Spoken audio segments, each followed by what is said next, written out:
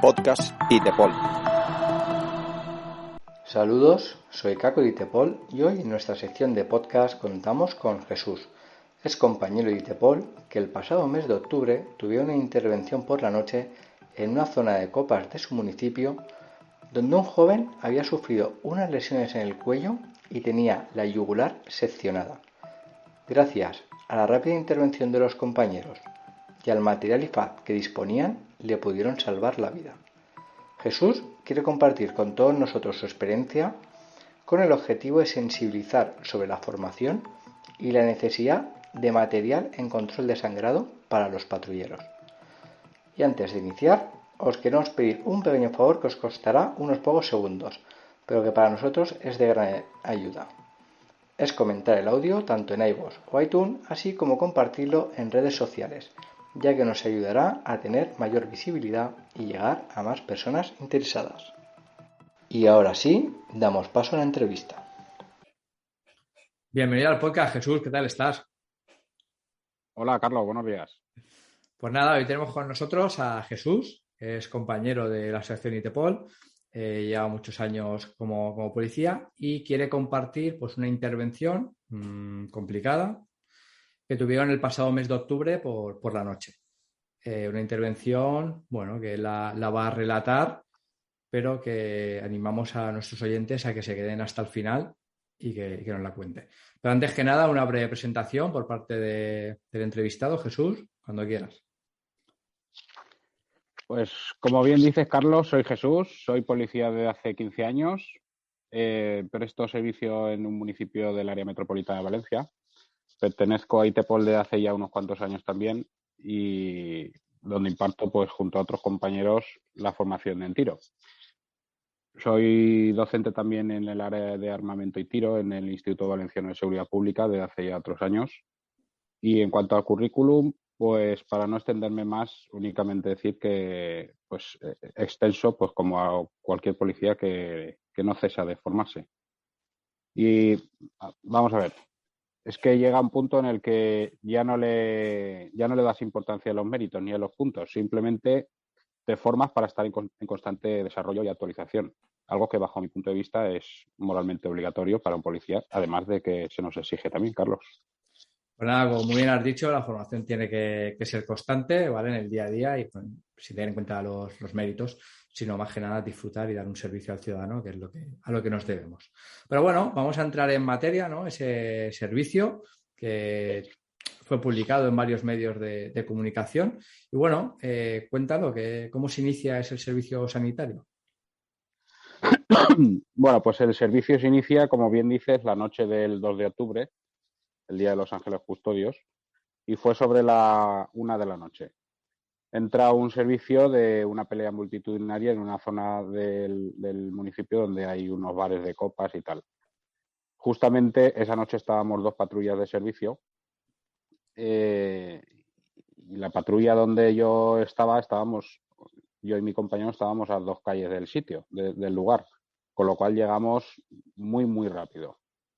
Hay que tener en cuenta que el municipio tiene ciertas características especiales en cuanto a que pues, suele albergar a gente pues que no son muy amigables. Nosotros pertenecemos a una unidad nocturna fija y lo cierto es que solemos tener servicios de este tipo, de peleas, agresiones. Vamos, digamos que por la noche pues tenemos más papeletas de encontrarnos con servicios un poco más comprometidos. El servicio, conforme entró, pues realmente después no tuvo nada que ver con lo que era la llamada en sí. Mi compañero y yo recuerdo que llegamos al sitio y nos encontramos un montón de gente en la calle gritando, peleándose también, y una pareja joven en mitad de la placita. Bueno, para no hacerlo más largo, el chico le estaba saliendo bastante sangre del cuello. De hecho, le salía un chorro de sangre importante. La chica le tapaba el cuello con una camiseta o algo así, pero la sangre era importante. Por la forma de salir la sangre, que era una desanguinación pulsátil, a pulsaciones, y por el color de la sangre estaba claro que se trataba de una herida probablemente que era de una arteria, vamos.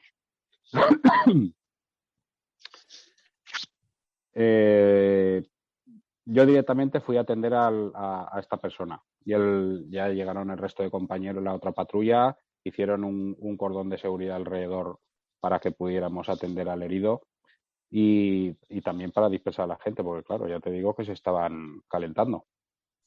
En un primer momento, ¿no? Durante toda la asistencia sanitaria a esta persona me ayudó mi compañero de patrulla, que también tiene formación. Bueno, de esto luego, cuando me pregunte, luego hablamos. Vamos, entre los dos estuvimos atendiendo a esta persona. Yo recuerdo que lo que le hice fue directamente ponerle un agente hemostático en el cuello hasta que cesó de sangrar. La verdad es que actuó bastante rápido el vendaje hemostático. Y después le pusimos un vendaje compresivo para mantener la presión. Entonces entiendo, Jesús, que al llegar es una zona, un recinto de paz, no lo sé, ¿vale? Pero es una zona donde están haciendo una celebración, ha habido una agresión y a una persona le han cortado, has dicho que con un vidrio, ¿no? De un vaso, le corta en el cuello. Y os encontráis al joven siendo atendido por una chica que le está poniendo una camisa o algo similar en el cuello porque tiene una herida sangrante masiva del cuello, ¿es así? Sí.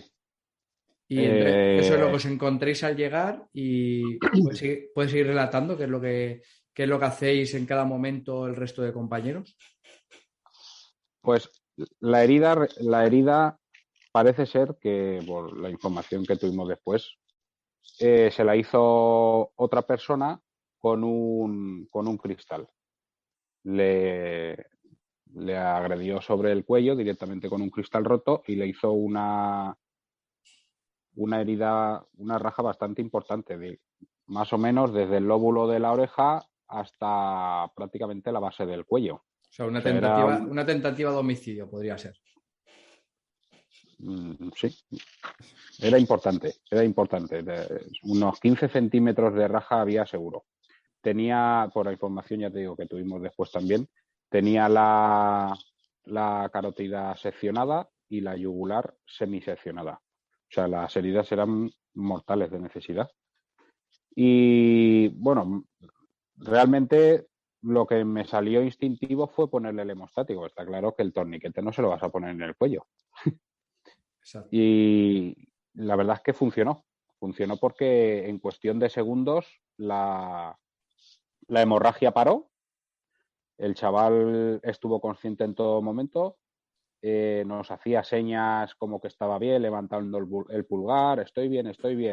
El compañero le hacía señales con la linterna para que mirara la linterna y no desfalleciera. Le golpeábamos en la cara, tortitas, para espabilarlo. El chaval, la verdad es que respondió bien, la verdad. Respondió bien y yo creo que lo hicimos también bien. Evitamos que entrara en el shock hipovolémico, pese a la gran cantidad de sangre que había perdido. Ya te digo que era muy importante la sangre que había perdido. Y al final nos pudimos hacer con él. Una cosa muy, muy importante, además de lo que es la asistencia sanitaria, fue el control ambiental que tuvimos. Yo recuerdo que tenía que estar pendiente del entorno, porque claro, detrás de mí se estaban calentando otras personas. Delante al lado nuestro había otra gente que intentaba, dentro de sus posibilidades, ayudar, pero que lo único que iban a hacer era molestar en la actuación.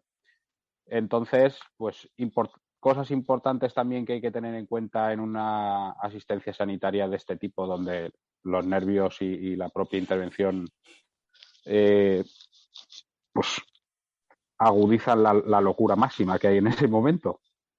El control del ambiente, controlar el ambiente de la zona que rodea en la situación esta. Reevaluar periódicamente al herido, porque puede ser que la herida vuelva a sangrar, puede ser que la persona se quede inconsciente, puede ser que la persona empiece a tener síntomas que te hagan pensar que está teniendo otro tipo de situación que requiera nuestra atención. En fin, hay que estar reevaluando a la persona.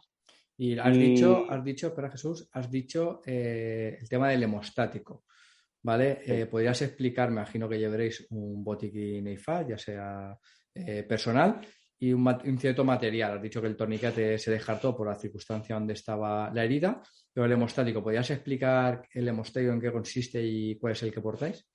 Sí, ahora explico, espera, déjame que termino esto que iba a decir y ahora explico lo que llevábamos en el botiquín nuestro. Aparte de esto que he dicho, muy importante la actuación de los compañeros que crean el cordón de seguridad para poder trabajar tranquilos, sin más presión de la que ya deposite la propia intervención. Es muy importante. Y de eso se encargó principalmente pues, la otra patrulla que llegó. Respecto al botiquín, yo y mi compañero, ya te digo, somos los únicos, los dos únicos de nuestra plantilla que tenemos este tipo de material y que estamos formados en esto. Los dos frikis, ¿no? Correcto, los dos frikis. Pues es un botiquín básico de primera asistencia, que es un botiquín para nosotros mismos. Lo que pasa es que, claro, si tienes una circunstancia de este tipo a una tercera persona, pues lo utilizas y ya está. Pero vamos, principalmente lo que llevamos es una venda hemostática. Una venda hemostática es una venda que tiene un agente hemostático que su principal característica es que tiene un agente coagulante que ayuda a coagular la sangre, ni más ni menos. Después tenemos un vendaje israelí, que es una venda normal y corriente con una serie de características y la característica principal es que tienen una especie de horquilla con una pletinita, estoy hablando coloquialmente para que me entiendan todo el mundo, con una horquillita con una pletinita de plástico que lo que hace es, al enrollar la venda alrededor de la horquilla se pone sobre la zona donde está la herida y lo que hace es esa pletinita darle presión. Lo que hace es un sistema de fijación y retención que evita que el vendaje pierda fuerza y presión sobre la propia herida. Llevamos también los parches oclusivos para heridas donde se pueda presuponer que hay un neumotórax a tensión. En fin. Intentamos, sobre todo después de los últimos cursos que estamos viendo y que estamos asistiendo, pues como último remedio lo llevamos, pero bueno, eso es otra historia. ¿Y el torniquete podrías decir la marca? Sí, y el torniquete yo llevo dos, tengo el SWAT y el CAT. El CAT es el típico que todo el mundo conoce, el torniquete con el molinillo y el velcro. Y el SWAT es una goma, para hacer una idea, es como si fuera la cámara de aire interior de un neumático de bici. Más o menos es eso. La historia es que tú vas enrollándolo, por ejemplo, a través de una extremidad y de la propia presión que va haciendo la goma al enrollarse, pues corta el riego sanguíneo, claro. ¿Por qué uno y otro? El CAT tiene, entre la mayor desventaja que tiene es que tiene un mínimo de ¿cómo decirlo?, de grosor, ¿no? Para que sea eficaz. Es decir, por ejemplo, en una extremidad, en un brazo de un niño, no se puede poner porque no llega a hacer la compresión necesaria. Sí, no tiene el grosor mínimo necesario para que haga su función. No tiene el grosor mínimo, me refiero a la extremidad del niño. Y con el CAT, por ejemplo, o sea, con el SWAT, por ejemplo, pues ese problema lo evitas. Pero bueno, yo llevo los dos, pero con llevar el CAT, que es el universal y con el que en un primer momento nos tendríamos que autoaplicar el torniquete, pues es el adecuado. Y volviendo a la intervención, entiendo que le metisteis el hemostático, que un hemostático normalmente puede tener entre 2 metros y medio. Todo eso entró dentro de lo que es la zona afectada. Sí. De hecho, le tuvimos que poner dos vendas hemostáticas, la mía y la del compañero. Y de hecho, cuando llegó el SAMUT, todavía se le puso un trocito más de otra venda hemostática. El problema es que como la raja de la herida era tan larga y la cavidad interior era tan grande, cuando empaquetábamos el hemostático y esta persona estaba sentada.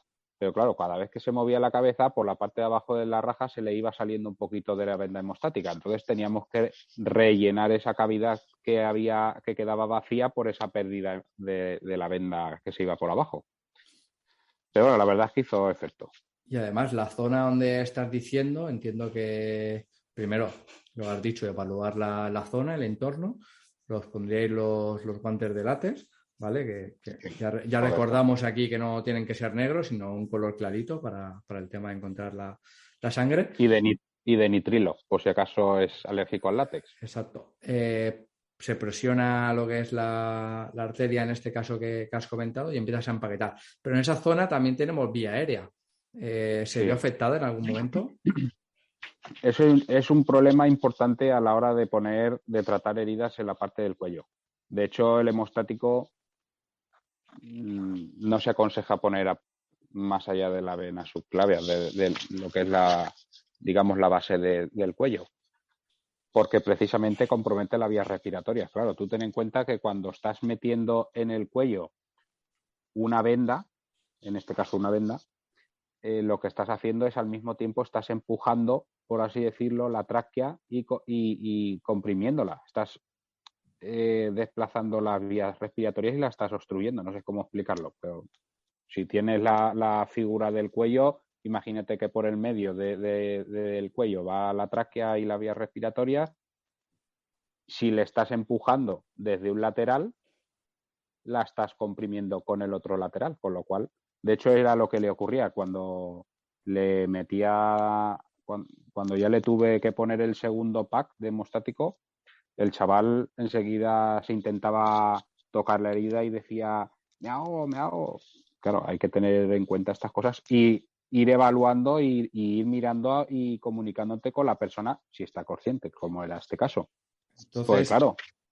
En esta situación podemos decir que en el tema de estos cursos de formación sanitaria se siguieron todos los protocolos, ya sea de forma consciente o inconsciente. Primero, la evaluación del entorno, los primeros intervinientes que también estén asegurados en esa zona y también con esas capas, con los guantes has dicho, ir directamente al herido, utilizar el material necesario. Ya has dicho que por donde estaba la herida se desechó rápidamente lo que era el torniquete, se empezó a meter lo que es el hemostático y, como bien has dicho, estar todo el rato hablando con el herido para que no tuviera esa pérdida de consciencia, etcétera, etcétera.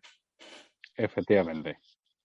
Yo creo que lo que tú dices, de forma inconsciente, con todos los cursos que llevamos haciendo anualmente, yo creo que salió de manera automática, como si lo hubiésemos hecho 1.000.000 de veces. Y yo, por ejemplo, es la primera vez en mi vida que tengo que poner un hemostático en una intervención real. Salió automático, pero vamos, que si no tienes formación, pues esto no lo puedes hacer. Más que nada porque no se te ocurre, no se te pasa por la cabeza. De hecho, incluso teniendo la formación, el simple hecho de meter la mano dentro de un cuello de una persona, yo lo pienso después fríamente y digo, bueno, tuve... No sé cómo explicártelo. Suerte, ¿no? Suerte. Vamos a llamar suerte, ¿no? Sí, pero bueno, a veces no es suerte, es lo que hemos dicho muchas veces, es la formación constante y el estar ahí en ese momento, ¿no? Te han puesto en ese lugar, a ti y al compañero, se han puesto en ese momento, en ese servicio, porque a lo mejor estáis preparados para ello, ¿no? Has dicho que aparte de la formación es llevar el material, pero si no tienes formación ni llevas el material y a saber qué le hubiera pasado a ese joven. Pues sí, hombre, de forma así fortuita, ¿qué le podríamos haber puesto ahí? Pues haberle metido una venda, una camiseta o algo de alguna manera para intentar hacer un tapón en la arteria o en la vena que estaba sangrando. Está claro que no va a tener el mismo efecto coagulante, pero por lo menos algo hay que hacer. Si tienes el material, pues de categoría. Y si no lo tienes, pues bueno, pues todavía te toca rezar más para que salga bien. Claro, yo me pongo en esa situación, ¿no? Imagino que sería un fin de semana, por la noche, una zona de copas, personas alteradas en la situación, gente alrededor intentando bien intervenir o bien agredir. ¿Cómo se controla eso? Ese estrés, esa situación de estrés que estás ahí, una persona que dice se muere, se muere, se muere. Pues yo creo sinceramente que el control del estrés, al control de una situación de estrés se lleva con la práctica. ¿Y cómo cómo tienes esa práctica? Con la formación. Con la formación y con la propia experiencia del día a día, claro.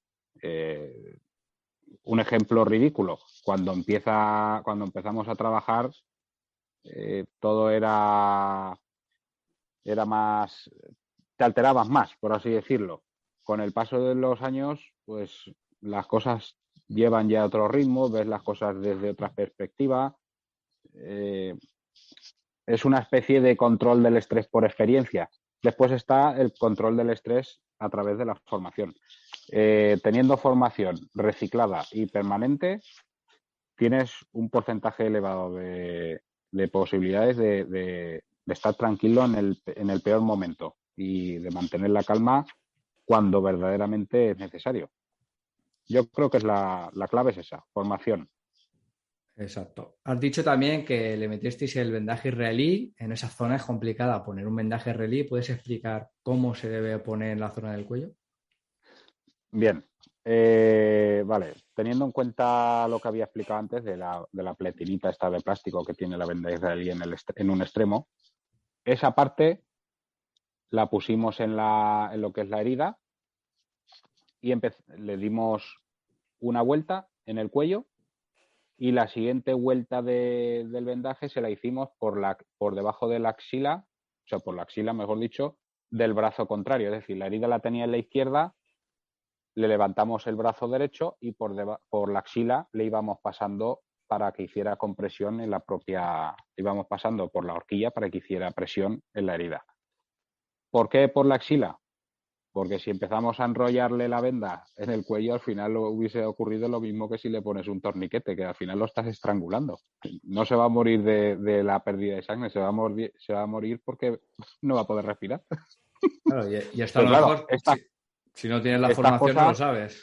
Efectivamente, si esto no lo sabes, de hecho, había algún compañero que conforme llegábamos decía torniquete, torniquete. Claro, torniquete. No, también es cierto que el compañero que lo dijo en un primer momento pensaba que la herida era en un brazo.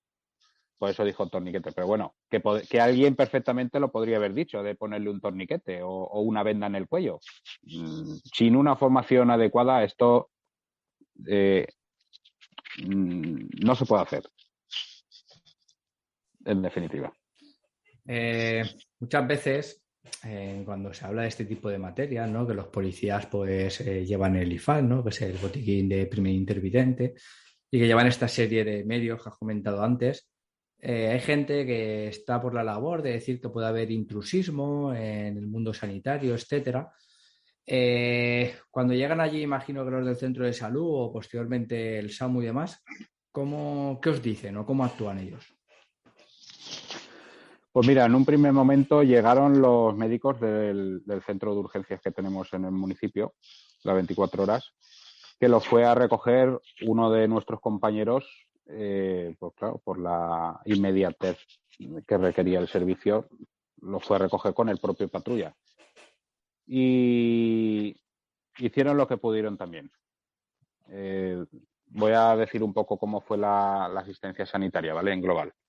Hicieron lo que pudieron porque, a ver, entiendo también cuáles las circunstancias de estar en el ambulatorio, no tener ningún servicio y que de repente entre un policía gritando que nos vamos, que tenéis que una persona apuñalada, que tal y que cual, y que cuando llegan al sitio se encuentran el panorama que se encontraron, pues ¿qué van a hacer también? Lo justo, pues mirarle una vía, mirarle las constantes, el pulso, cosas muy básicas. La propia intervención en ese momento la llevábamos nosotros, la verdad. Después sí que es cierto que cuando vino el SAMU, tardó 10 minutos el SAMU en llegar. Estando, estamos hablando que donde yo presto servicio está linde con Valencia Capital. O sea, tiempo de respuesta de una ambulancia es mínimo. Pero fin de semana, por la noche, pues la acumulación de servicios que hay, sobre todo de SAMU, pues hace pues que se demoren muchas veces los servicios, pues eso, 10, 15 minutos para que te venga un SAMU. Cuando vinieron los médicos del SAMU, me dejaron plena libertad para seguir la asistencia a mí. De hecho, cuando... Pues, hay otra cosa que decir. Cuando estás asistiendo a una persona y has utilizado material de este tipo, bueno, material del que sea, cuando tú estás asistiendo a una persona, cuando vienen los sanitarios, es obligatorio decirle al sanitario que viene las maniobras que has hecho, el material que has empleado y todo lo que has visto. Si está consciente, si ha perdido la conciencia en algún momento, si ha dejado de respirar, no sé, cualquier síntoma o signo que tú estás viendo, hay que comunicarlo también, principalmente porque ellos son los que tienen la formación que toca y pueden hacerse un mapa mental, por así decirlo, de lo que tienen que hacer o lo que le ha podido ocurrir o le puede ocurrir en esos momentos al herido. Ven, cuando les dije tanto a lo del ambulatorio como del SAMU lo que habíamos hecho, lo que nos habíamos encontrado, etcétera, recuerdo que le dije al médico del SAMU, ¿le ponemos otra vez otra venda hemostática? Y me dijo, sí, ahora saco el de la ambulancia. En el SAMU aquí en Valencia llevan ¿se pueden decir marcas? Sí, claro. El hemostático Celox, en rollo, no enrollado en Z. Ahora explico las diferencias. Y se la sacaron de la ambulancia y lo pone y la médico me dijo, ponlo tú. Claro, pues lo pongo yo. Ya no le cabía mucho más por lo que estábamos hablando antes de que no tenía más espacio dentro de la herida para meterle más material, pero aún así le tuvimos que poner otro trocito más. Por asegurar más que nada la zona ya y dejarlo totalmente empaquetado y que no quedara ningún espacio libre. Y principalmente la asistencia, o sea, se puede decir que la llevamos nosotros. Ya cuando se estabilizó, lo metieron en la ambulancia y ya se lo llevaron al hospital y tal. Me estoy desviando un poco de la pregunta que tú me has hecho, pero quería explicar esto también. Y el tema de los vendajes. Está el vendaje Z-Fold, que es un vendaje, una forma de plegar la venda, mejor dicho, que se hace por capas. Entonces se te queda, una vez compactado y envasada lo que es la venda, se te queda un paquetito, nada, de 1 centímetro de grosor y un cuadracito pequeñito. Con lo cual para llevarla en un bolsillo, en un botiquín va perfecto. Y a la hora de manipularla, teniéndola en la mano, a la hora de empaquetar, es muy cómodo. Además de la ductibilidad que tiene, que es muy flexible. Sin embargo, el otro tipo de hemostático con el que hemos trabajado, que es, por ejemplo, este que lleva el SAMU aquí en Valencia, el Celox de rollo, es un rollo enrollado de forma cilíndrica, como normalmente te encuentras una venda en el mercado. Y es muy grueso, es muy molesto a la hora de llevarlo en el botiquín o en el bolsillo del pantalón, ocupa mucho y la ductibilidad de este tipo de hemostático no tiene nada que ver con el otro. Esto es como si cogieras un folio y lo arrugaras, tiene esa rigidez. Es muy, a mí no me gusta, la verdad. Pero bueno, es otra opción para llevarlo antes de no llevar nada. Y bueno, pues eso. Respecto a lo que decías del intrusismo, pues simplemente con ese gesto que hizo la doctora del SAMU, pues tienes la respuesta ya. O sea, depende también a quién cojas. Nosotros tuvimos la suerte y hasta ahora nunca he tenido la mala experiencia de tener un médico o un enfermero que nos haya criticado por alguna intervención o alguna asistencia que hayamos hecho. Y todo al contrario, esta gente del SAMU que vino, tanto los del SAMU como los del ambulatorio, súper agradecidos, nos dieron la enhorabuena por el trabajo que habíamos hecho, súper bien. Y es más, días posteriores se puso en contacto conmigo personalmente, el cirujano vascular que trató en el hospital a esta persona cuando llegó de urgencias y bueno, fue espectacular. Todo lo que me dijo, la verdad es que fueron halagos y súper agradecido. Nunca había, después de no sé cuántos años que lleva de médico, en la vida había visto una asistencia de este tipo y de hecho le llamó la atención de que nosotros como policías tuviésemos esa capacidad de actuar en esas situaciones y además que tuviéramos ese material.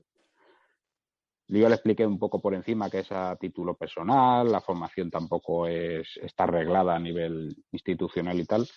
Y la verdad es que se interesó en un primer momento en hacer algún tipo de informe a no sé a quién correspondería para que a las policías, que realmente somos los primeros en llegar a las intervenciones, pues se nos facilitase formación de forma oficial en este sentido.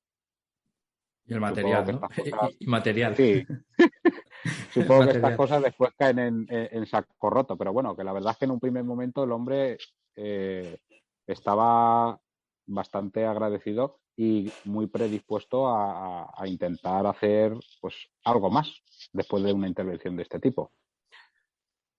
Y bueno, pues después sí que es cierto que han habido otras intervenciones. Por ejemplo, un mes después hubo otra persona que falleció, una persona que recibió varias puñaladas y falleció y no se pudo hacer nada por esa persona. Es decir, que llevar el material, tener la formación adecuada, que hayan justamente policías que van con el material y que están formados y todo el rollo durante un turno y que pase un servicio de esto, no garantiza de que vaya al final a salvar la vida a nadie. Todo depende también de las heridas que hayan y que nosotros hacemos lo que podemos. Es igual que un médico en una ambulancia no está en un hospital, estás en una ambulancia en la calle. Exacto.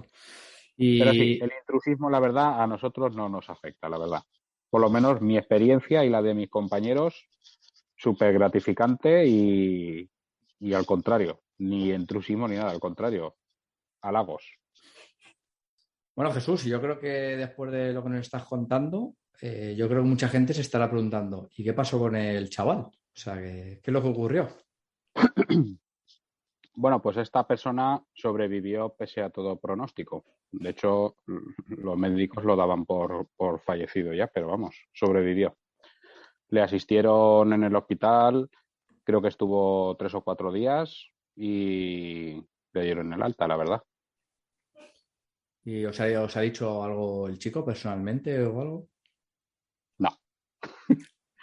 No, no nos ha dicho nada. Ni él, ni la mujer, ni nadie. Estas Bueno, cosas normalmente no suelen volver para darte las gracias. bueno, vosotros imagino que todos los compañeros que actuasteis aquella noche, se puede decir que habéis salvado una vida y eso es lo que, al fin y al cabo, lo que te llevas, ¿no? Nuestra labor no es en base a esperar un reconocimiento por parte de nadie, sino solo por nosotros mismos y por los propios compañeros. Sí. Pues efectivamente, la satisfacción personal únicamente es lo que tú dices, la satisfacción personal de haber hecho un servicio espectacular y que encima se haya desenvuelto de esta manera y que sobreviva a una persona. Que si hubiese fallecido, pues bueno, nosotros el servicio lo hicimos también como tocaba. O sea, que no estaba en nuestras manos si vivía o fallecía esta persona, pero vamos, vivió. Pues eso es lo importante. Y luego, después de esta situación, ¿cómo transcurre la noche? ¿Cómo vosotros? ¿Cómo vais? Pues tiene que ser complicado. Pues la noche después de este servicio, pues después de este servicio, pues fue normal. Sí que es verdad que estuvimos un rato pues hablando del tema, ya el debriefing típico después de una intervención donde hay mucho estrés y mucha tensión, ¿sabes? El estrés que se intenta controlar y se intenta apaciguar de alguna manera durante la intervención, pues tarde o temprano tiene que salir y sale pues cuando acaba todo. Respiras tranquilamente ya en grupo, cada uno cuenta su película en el grupo y nos desahogamos unos con otros. Sí que es verdad que después tuvimos poco tiempo, porque a raíz de esta intervención, pues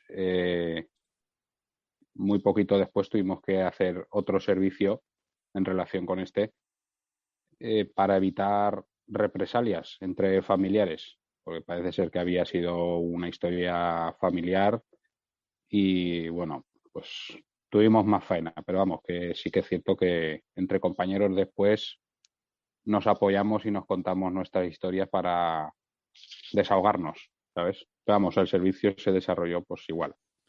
Y cuando acaba el servicio y no te has podido desahogar o no has podido tratar con los compañeros y llegas a casa o incluso en el transcurso de camino a casa, ¿qué es lo que se viene por la cabeza?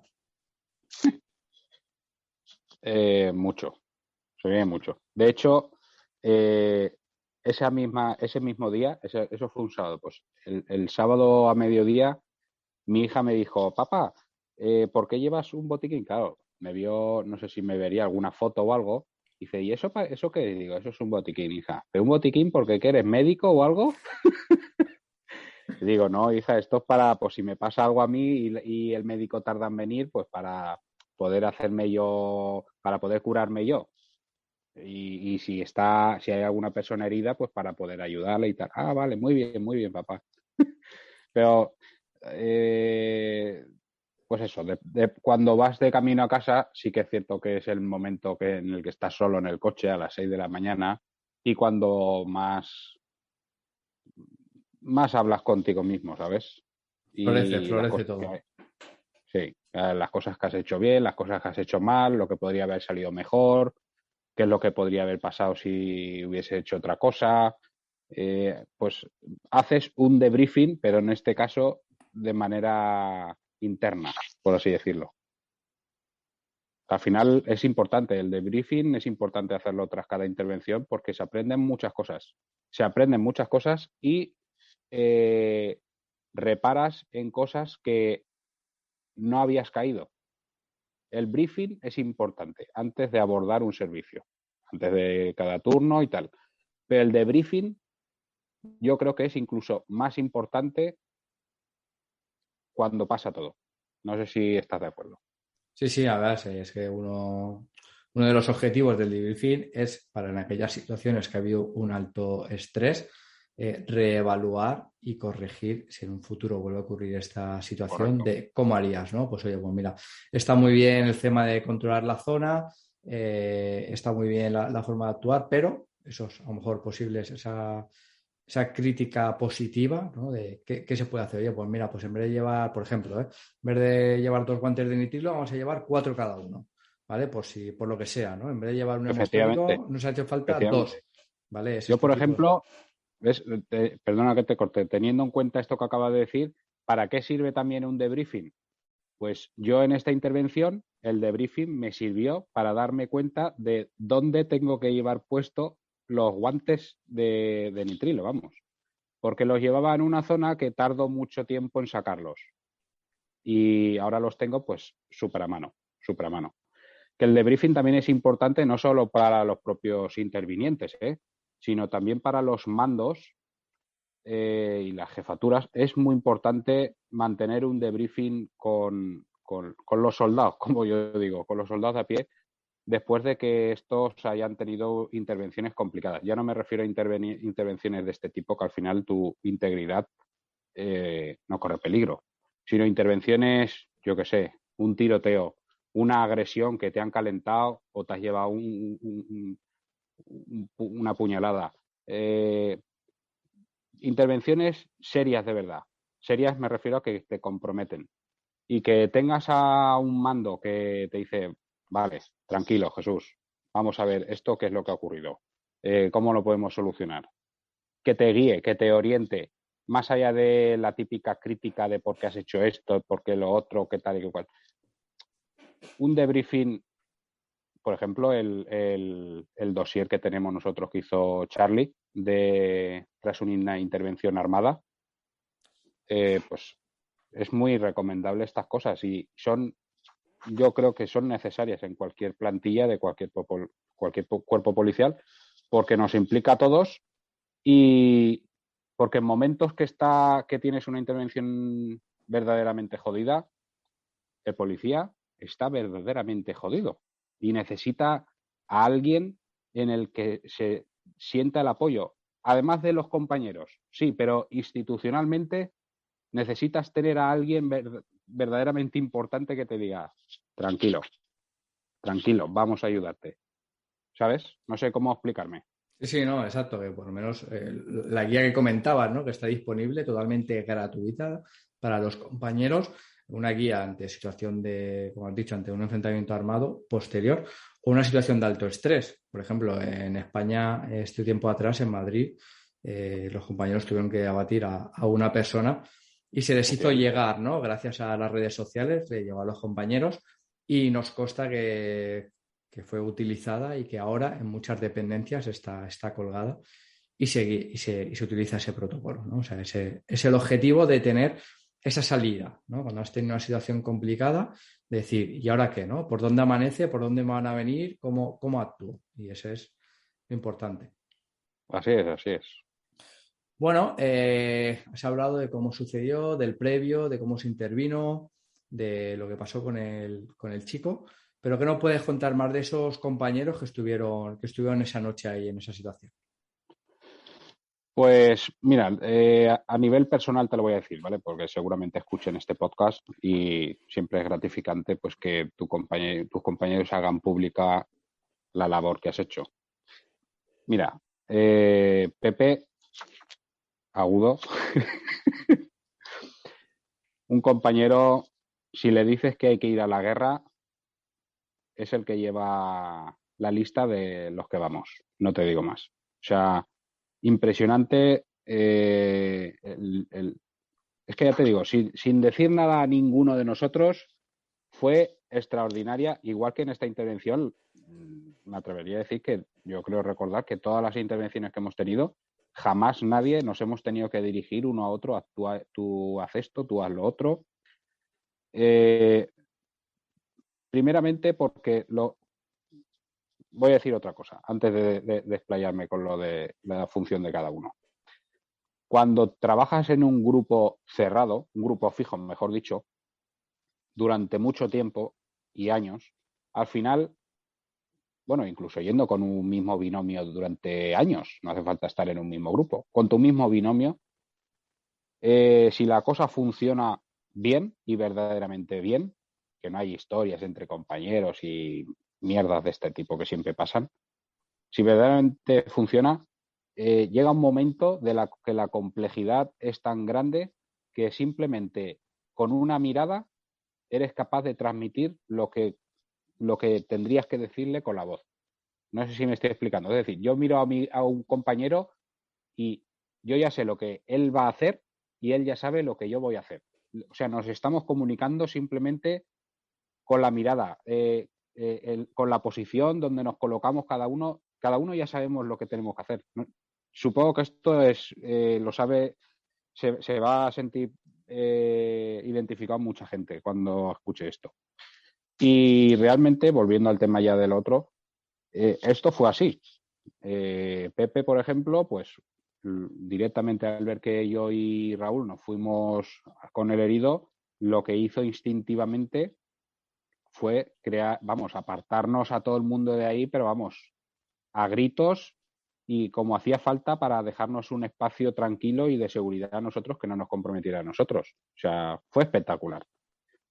Raúl es el compañero, fue mi binomio en esta noche, en este servicio, y fue el compañero con el que me ayudó, vamos, directamente a atender a esta persona y el que estaba mirando permanentemente los síntomas, cómo se encontraba esta persona, nos íbamos comunicando entre los dos, está consciente, está respirando bien, déjale un poquito más que respire, tal. Al herido le decía, sigue la luz, dame un ok, o sea, muy bien, tío. Además, era su segundo día de servicio en nuestra unidad, vino nuevo a nuestro destino y entró en la noche en nuestro turno y era su segunda noche de servicio. Y imagínate. Hombre, yo ya lo conocía a Raúl porque también se forma mucho y con Itepol se forma también bastante. Hemos coincidido en muchos cursos. Pero independientemente de eso, muy buen profesional y sabía también lo que tenía que hacer en todo momento. Después, Bolaño.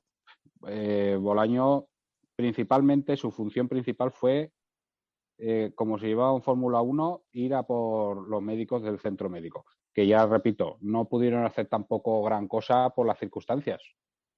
Pero oye, ahí estuvieron. Y Iván, vamos, voló. Era el responsable en ese momento del servicio, del turno, y la verdad es que se comportó como tocaba, la verdad. Que realmente en ese momento y en este tipo de servicio, por ejemplo, no sale reforzado como responsable, me explico, porque la situación se desborda o no sé cómo explicarlo.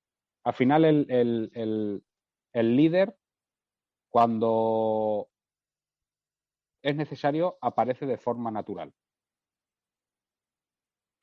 No quiere decir esto que lo hiciese mal en un momento dado ni tal, pero que pese a que era el responsable, no llevaba la propia intervención él, fue uno más de todos. Se bajó los pantalones, como digo yo, y a trabajar también, pero vamos, revisando las pruebas, haciendo las fotografías que tocaban, hablando con los testigos, tomando datos de todo. Tarea muy importante también, porque claro, en un desastre de ese tipo empiezan a desaparecer cosas y detallitos que como no los tengas claro desde el primer minuto, desaparecen. Y la verdad es que muy bien también. Y después estaba también Sandra. Sandra estaba esa noche de central.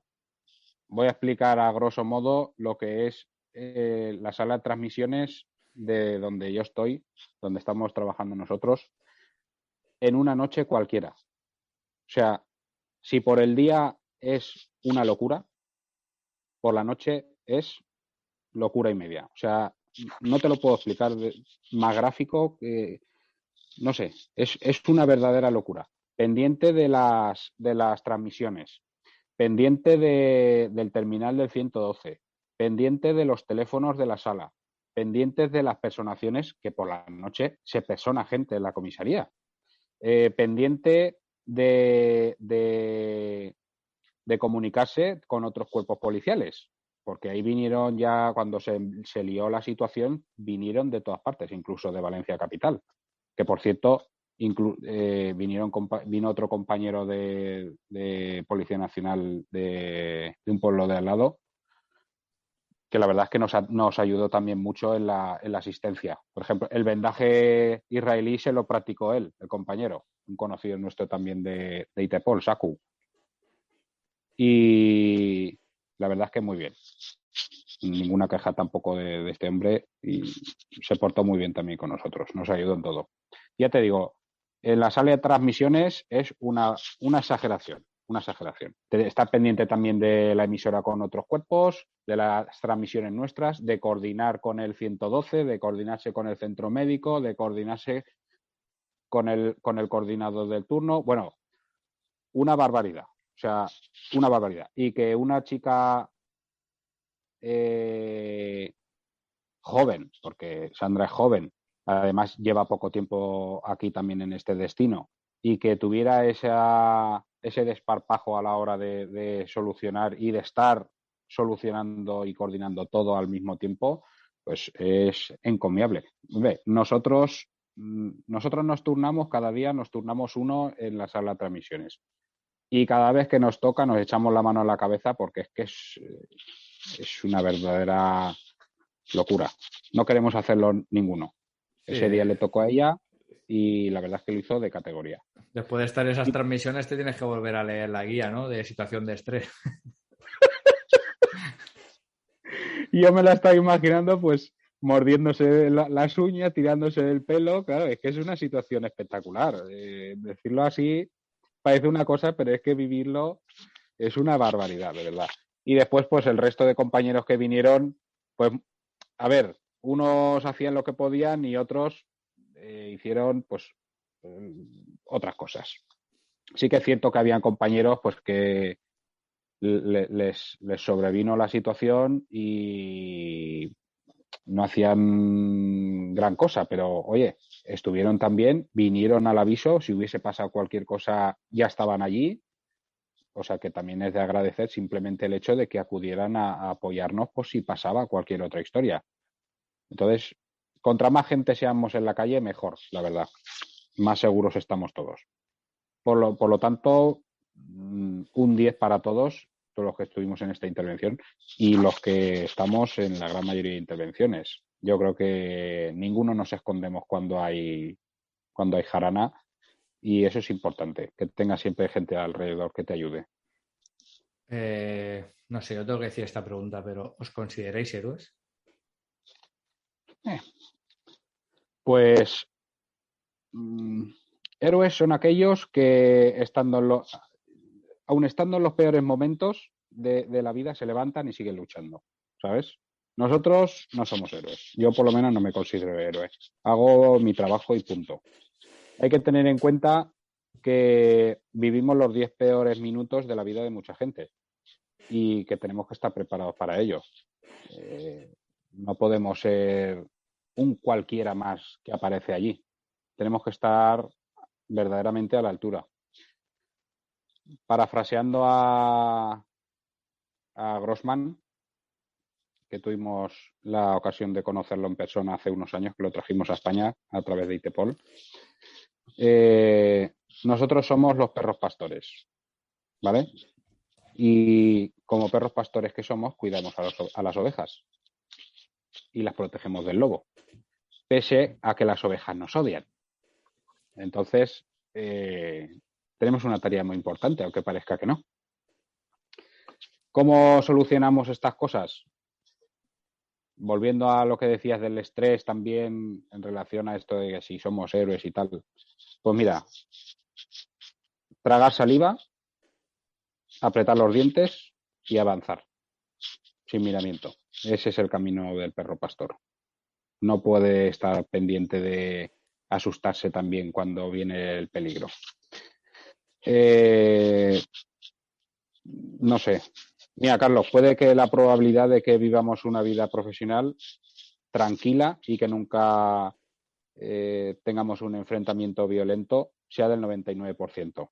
Suponiendo, ya no hablando de esta intervención, sino hablando ya del conjunto de cualquier intervención que tenemos, ¿vale? Puede que sea simplemente del 99% y que estemos toda la vida tranquilos. Pero verdaderamente un perro pastor, siguiendo con la historia de antes, de Grossman, un policía tiene que estar preparado y vivir preparándose para el 1% que queda. Entonces, ese es el resumen de lo que implica la formación y lo que implica estar al día permanentemente. Entonces, yo creo, Jesús, que lo has dicho durante toda la entrevista y ahora también. Pero como la conclusión es que la formación salva vidas. Sí, bueno, indudablemente. Ya no solo la formación sanitaria en este sentido, en cualquier aspecto. Mira, nosotros dentro de ITEPOL somos varios compañeros los que impartimos clases también en el IVASPE, en el Instituto Valenciano de Seguridad Pública, y es una reivindicación que tenemos desde hace tiempo, pues en muchos temas, ¿vale? Pero en concreto en temas sanitarios, pues que se debería de dar un módulo de asistencia sanitaria, por lo menos de control de sangrado. Porque la asignatura dentro de los planes formativos básicos para gente de nuevo ingreso, la asignatura de primeros auxilios existe, pero es algo muy básico. RCP, maniobra Heimlich, poco de quemaduras, alguna cosita más que se me pueda escapar, pero lo típico de un cursito de primeros auxilios normal para cualquier ciudadano, que por cierto, yo pienso que esto se debería de impartir como una asignatura más también, incluso en la escuela, con los niños, desde la edad temprana. Parece una mentira, pero se salvan muchas vidas con ciertas recomendaciones básicas. Bien, pues volviendo al tema, aparte de esa formación, pues vamos a ver, si somos policías y nos vamos a encontrar probablemente con heridas graves por arma de fuego, por armas punzantes, armas blancas o objetos contundentes, pues de que accidentes de tráfico con amputaciones o heridas sangrantes masivas, ya no hace falta irte a la locura de las armas, sino un accidente de tráfico. Por lo menos saber controlar una hemorragia sanguinante masiva con riesgo vital. Cómo ponerte un torniquete, cómo aplicar un torniquete, cómo aplicar un vendaje compresivo. No sé, cosas muy, muy sencillas es necesario. O sea, es una reivindicación que debería de llegar donde tenga que llegar para que sea efectiva. Después del resto de formación, ¿qué te voy a decir? Si es que hay tanta formación que es necesaria y básica. Yo siempre digo una cosa. Podemos ser expertos en documentoscopia, en tráfico, yo qué sé, en cualquier materia. Puedes ser el experto que quieras, pero es que antes de ser ese experto, eres policía.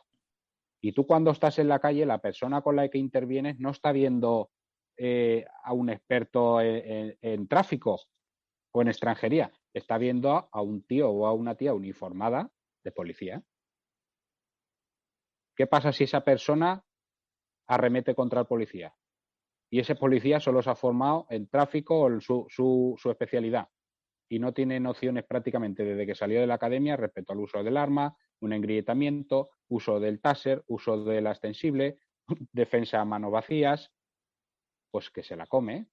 Antes de ser un experto, tú eres policía y tienes que formarte con los mínimos contenidos básicos y permanentes a lo largo de toda tu carrera profesional para que tu seguridad se comprometa lo menos posible. Dentro de tu especialidad, después si quieres ya a lo que quieras, pero eso lo tienes que llevar hasta que te jubiles, tío. Eso es mi percepción, ¿eh? No sé. Sí, no, a ver, es lo que siempre decimos, ¿no? Que el tema de la formación táctica policial es una materia oscura, ¿no? Es algo que no se ve, que al exterior no se puede percibir, pero bueno, tú estás en una identificación, sabes cómo tienes que colocar, cómo tienes que coger el DNI, cómo tienes que tratar con la otra persona, en una parada de vehículos, cómo posicionarte para evitar ciertos riesgos.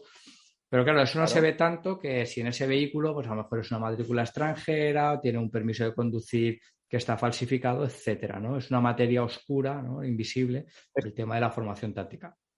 Es que la función de la formación táctica, como lo quieras llamar, su función principal es la de prevenir los riesgos y la de minimizar riesgos. Por lo que tú estás diciendo, ¿cómo ponerte en un control?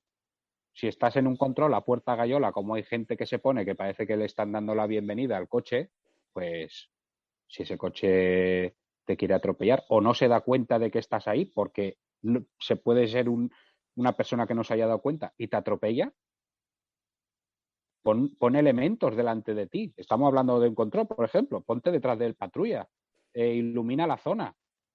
Cómo acercarte a un vehículo para no comprometerte por si algo te sorprende y no te salgas tu reacción no sea irte hacia el carril de circulación, y que pueda ser arrollado por el resto de coches que están ocupando la vía.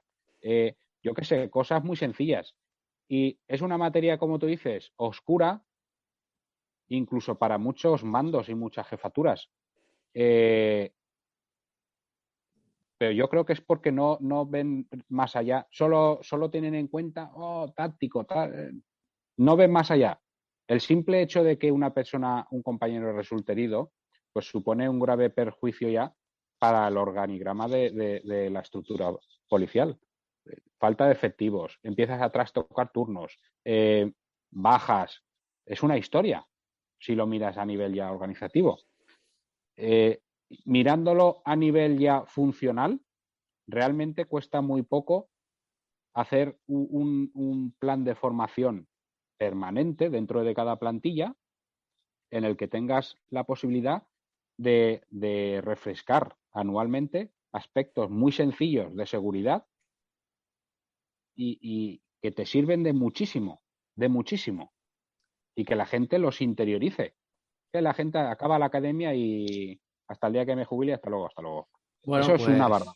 Pues esos programas, además, como bien antes decías, yo creo que por lo menos quiero, que dentro de un tiempo se introduzca el tema de primer interviniente, porque ya lo estamos viendo, mira, hace unos días, veíamos unos compañeros del OPR aplicando un torniquete a un señor.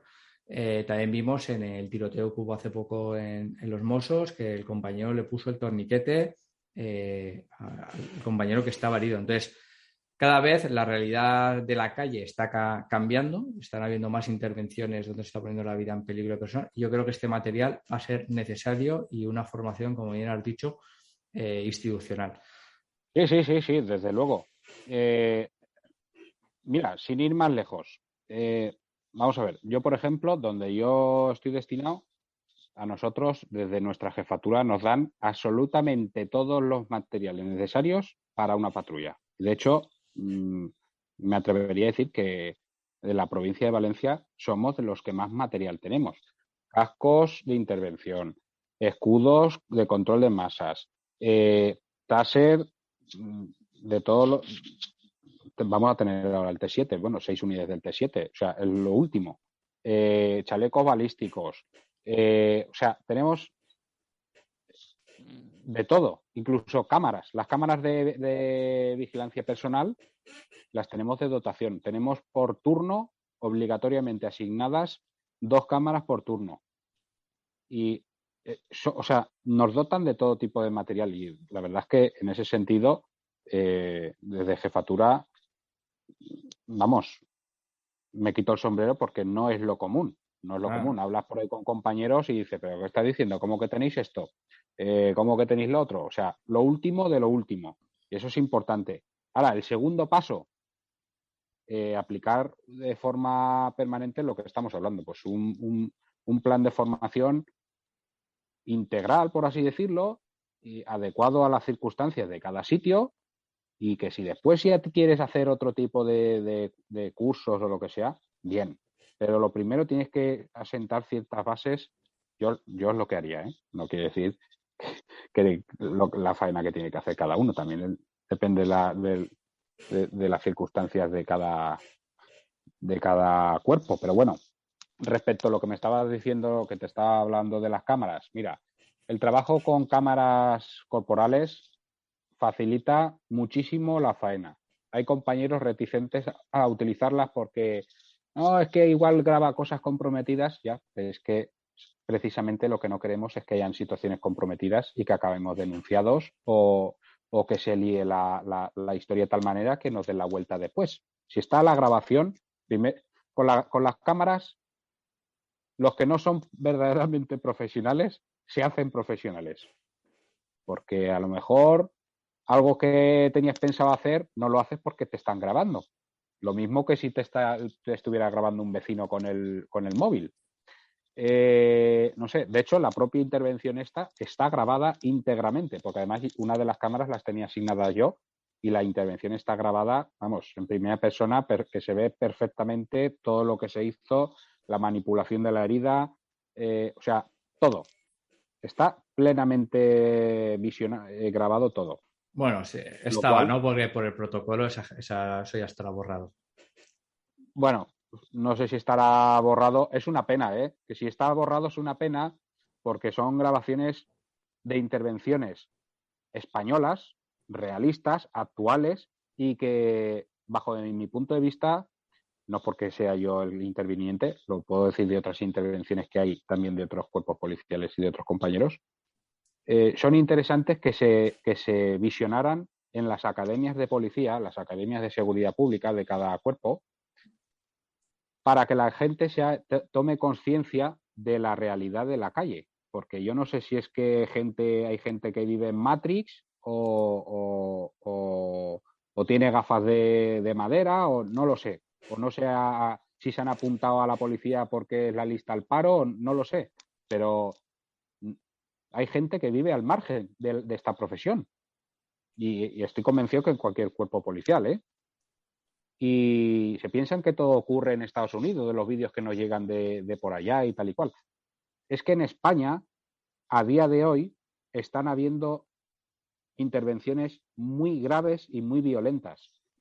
Ya Sí, no sí. te digo con armas de fuego, No, que también las hay. sin ir más, Más, más, sin ir más lejos, este fin de semana en Madrid, 3 apuñalados. dos muertos y 3 heridos. Que sepamos O sea, esa estadística. Pero bueno, lo estás hablando de la estadística, ahora cuando se publique el EPIT, Estadística Policial Víctima de Incidentes Violentos en agresiones a policías, veremos que en los últimos años está habiendo una escalada y se está haciendo también cada vez más uso de armas de fuego. El elemento estrella es el arma blanca, pero armas de fuego también se están utilizando contra efectivamente, policías. era lo que quería llegar. Que armas de fuego están habiendo y cada vez más, pero ni punto de comparación con el uso de armas blancas. O sea, agresiones a compañeros con armas blancas, no te voy a decir diariamente, pero muy, muy, muy frecuentemente están habiendo intervenciones de este tipo.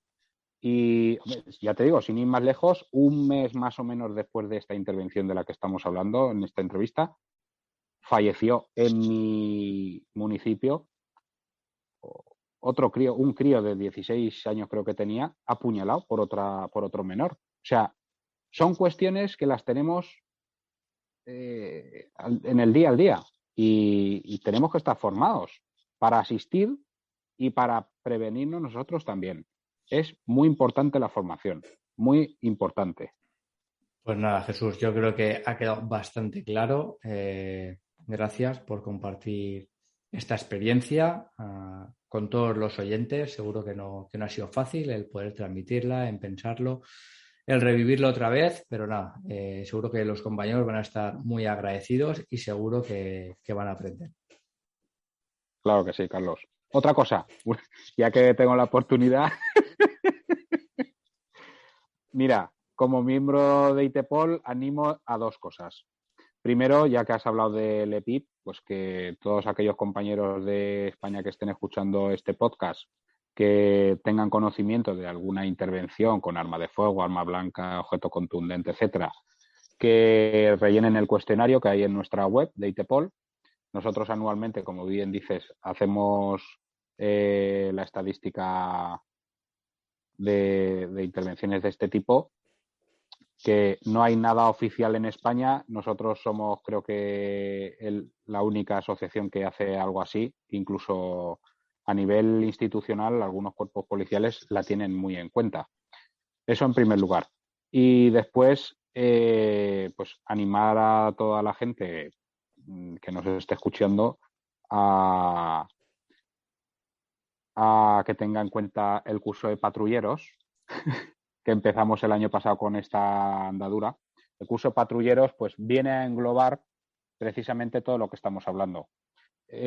Una serie de módulos básicos para el propio patrullero, por eso el nombre del curso es Patrulleros. Y la verdad es que la gente que vino la primera edición, que vino de toda España, vinieron de toda España compañeros, quedaron impresionados tanto por la calidad de la formación como por las propias materias. Y yo creo que esta segunda edición y siguientes va a ser bastante más. Va a haber bastante más lista de espera. Yo creo que es importante tener ciertos módulos consolidados módulos de formación me refiero, interiorizados como parte diaria y rutina diaria a llevar en tu trabajo. Entonces, pues eso, simplemente quería comentar esas cosillas, Carlos. Pues nada, muy bien. Y además, ya que lo has mencionado antes, gracias al debriefing, tanto de las evaluaciones de los alumnos del curso como las nuestras, esta segunda edición y posteriores van a ser mucho mejor, seguro. Pues nada, Jesús, muy bien, Carlito. Muchas gracias y nos vemos pronto. A ti, cuídate. Podcast ITEPOL.